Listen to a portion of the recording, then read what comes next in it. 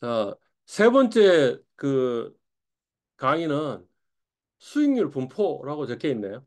수익률 분포라고 적혀 있고요. 그러니까 지금 이제 우리 목표는 뭐냐면 말코이스 이 사람인데 이 사람이 이야기했던 이 민밸런스 오티마이제이션 평균 분산 최적화 문제를 이제 설명하기 위해서 일단 수익률의 분포부터 먼저 시작한다 이런 이야기네요. 그죠? 예.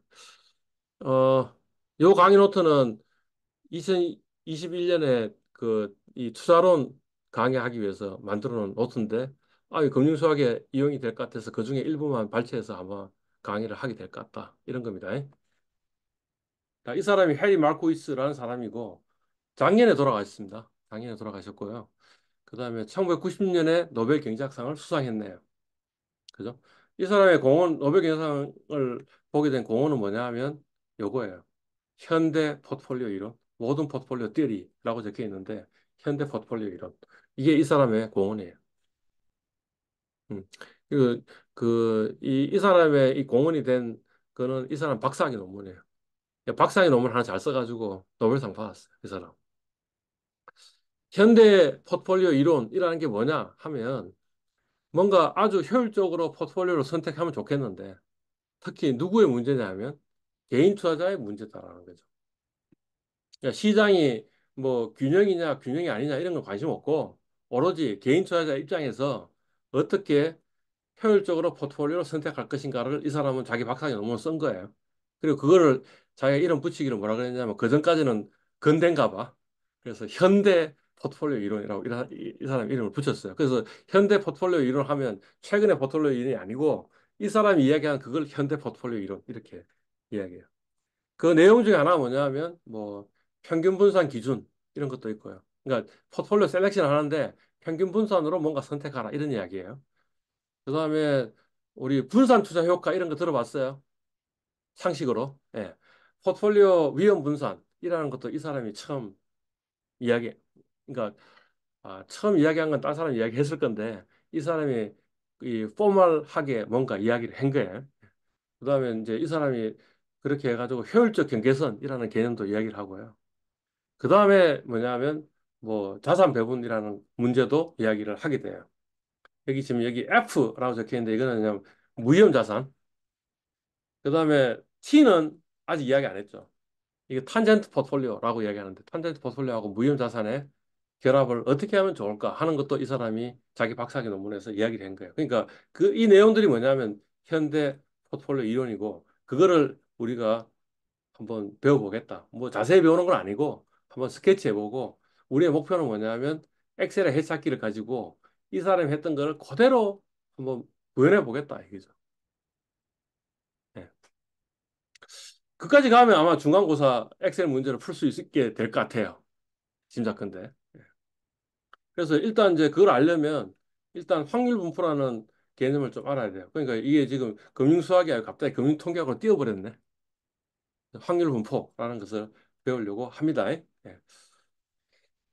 우리가 첫 번째 강의에서 지금 그 화폐 시장 가치를 했잖아요. 그리고 거기서 계산한 게 뭐냐 하면 유효연 이자율 또는 유효연 수익률 하는 개념을 배웠잖아요. 유효연 수익률, 유효연 이자율이 뭐냐 하면 이런 거였어요. 뭐 어떤 거였냐면 뭐 3년짜리 예금도 있고 그다음에 월복리 상품도 있고 있는데 그런 걸 전부 다 하나의 잣대로 모으자라는 거였지.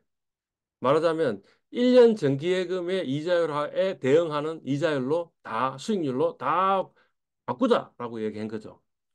그러면 그 다음에는 어떻게 되는 거예요? 잣대가 동일해졌으니까. 그러면 유효연 이자율 또는 유효연 수익률을 가지고 상품들을 비교하면 된다. 이런 거죠.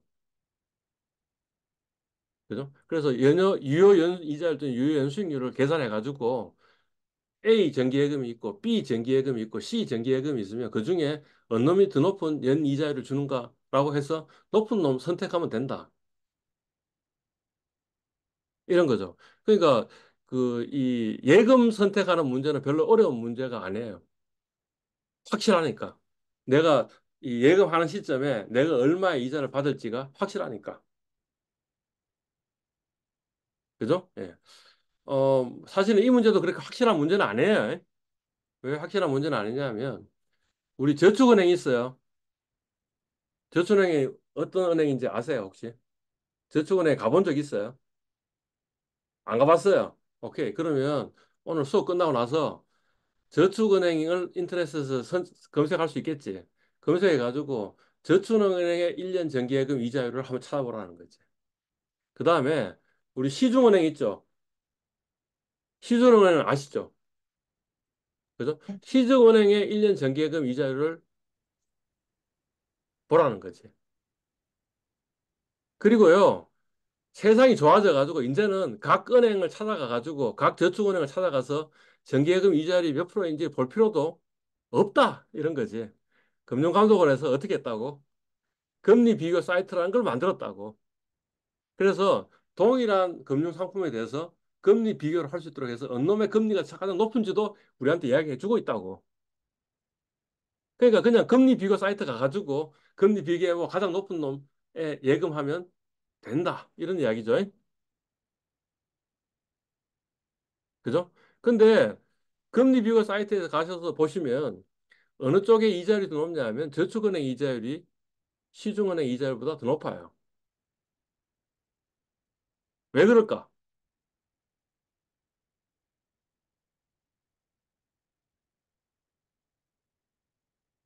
만약 둘 다 위험이 동일하다고 생각합시다.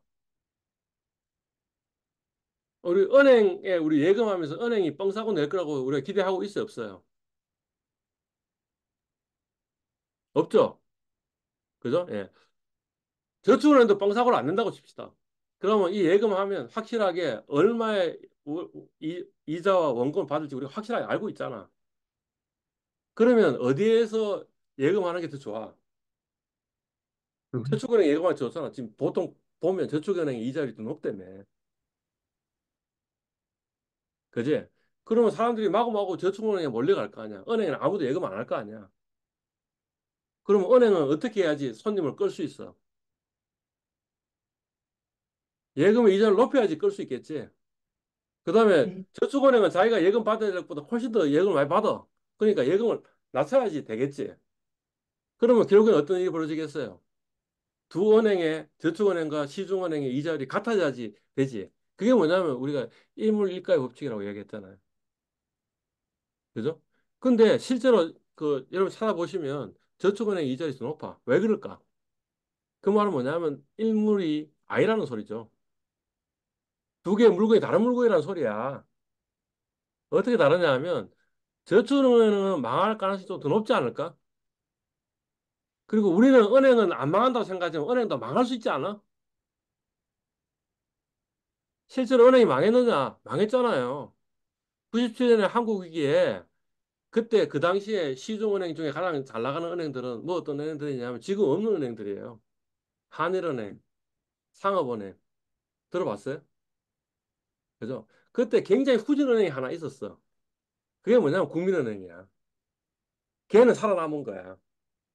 후져가지고 대출을 별로 안 해준 거야.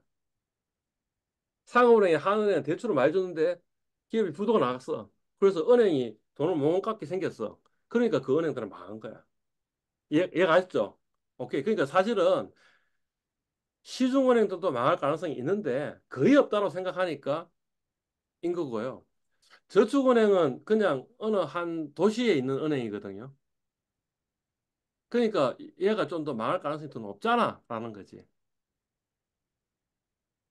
그죠? 그러니까 그거만큼 조금 더 높은 이자를 주지 않으면 사람들이 전부 다 시중은행, 만약 이자율이 똑같다면 시중을 갈 거 아니야. 그래서 저축은행 이자율이 더 높은 거예요.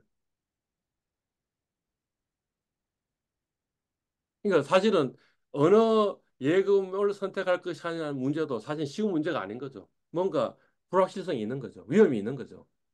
뻥사고를 낼 가능성이 있는 거죠. 됐나요? 그런데 시중은행도 망할 가능성이 있잖아.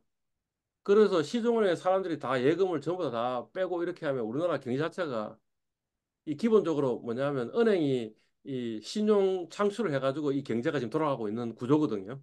그러니까 만약 은행에 사람들이 전부 다 은행 망할 것 같아가지고 은행에다 예금 다 인출하는 그걸 보고 뭐라 그러냐면 뱅클런이라고 얘기하는데 뱅클런 사태가 일어나면 원래 은행이 돈 갚을 수 있는 은행도 돈을 못 갚는 일이 벌어져요. 왜냐하면 은행은 이 1년 정기예금 받아가지고 그걸 어떻게 대출해 줬어요? 10년 대출해 준 거야. 그러니까 그 만약 1년 정기예금 한 사람이 전부 다 돈 내놔라 그러면 그 줄 돈이 없어. 대출해 줬거든.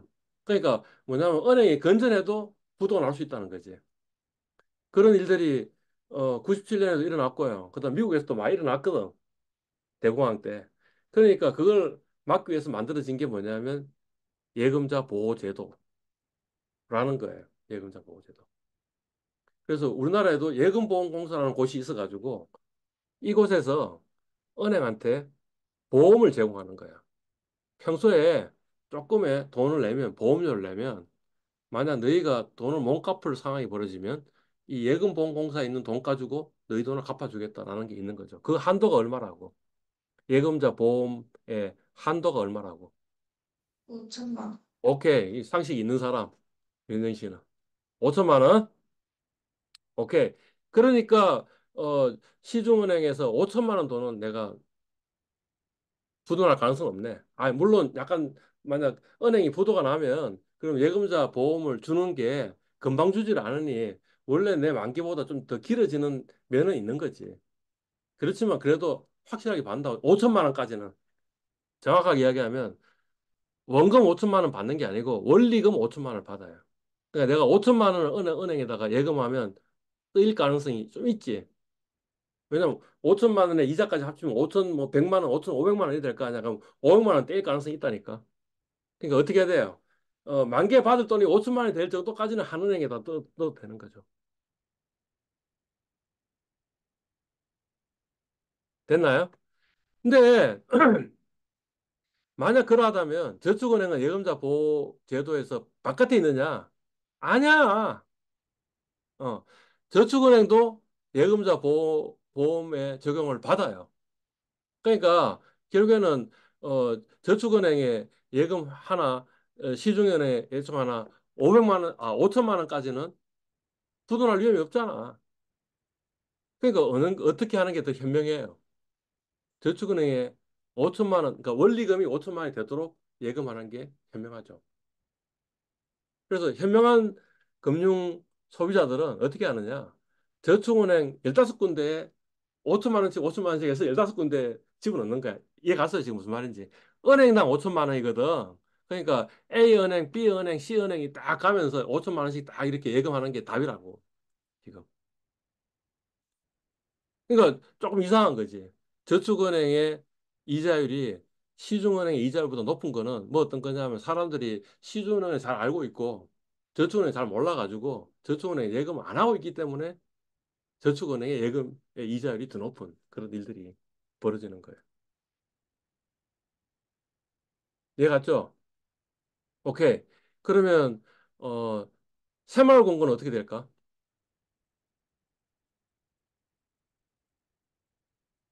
뭐 우리 보면 주변에 새마을금고도 있고 신용협동조합 하는 것도 있어요. 주변에 보면 있잖아. 그리고 새마을고 신용협동조합의 이자율이 더 높지 않아? 그지? 그 다음에 우체국 예금도 있어. 근데 우체국 예금의 이자율이 더 높은 거 아세요, 혹시? 왜냐면 사람들이 별로 가서 예금 안 하니까. 그죠? 예. 신용협동조합이나 그 다음에 뭐 새마을금고, 그 다음에 또 새마을금고 신용협동조합 또 뭐 있냐? 하나 더 있는데 왜 기억이 안 나지? 하여튼 이런 데는 어떻게 돼 있냐면 그 신용협동조합 중앙에 가는 게 있어요. 그다음에 새마을금고 중앙에 가는 게 있어요. 그래가지고 그 중앙에서 만약 박살나면 돈을 메꿔줘요. 근데 약간 위험하긴 위험하지. 왜냐하면 예금보험공사가 돈을 메꿔주는 거하고 그거는 정부 공기업이잖아.